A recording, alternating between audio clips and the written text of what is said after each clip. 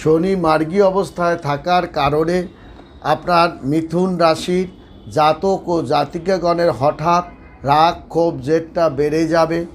আপনি ঘরে ও বাহিরে আপনি কিন্তু একটু বিরক্তকর অবস্থার মধ্যে পড়ে যেতে পারে মিথুন রাশির জাতক ও জাতিকাগণ। নিজের জেদের কারণে বড় ধরনের একটা ভুল করে বসতে পারেন।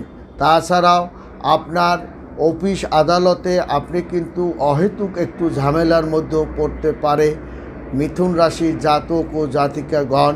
পড়াশোনায় তারা ভালো ফলাফল আপনি করবেন, আরও পড়াশোনার গতি আপনাকে বাড়াতে হবে। কাগজপত্র হাতের কাছে রাখুন এবং কর্মের জন্য বাইরে আপনার কিন্তু যাওয়ার যোগ আছে।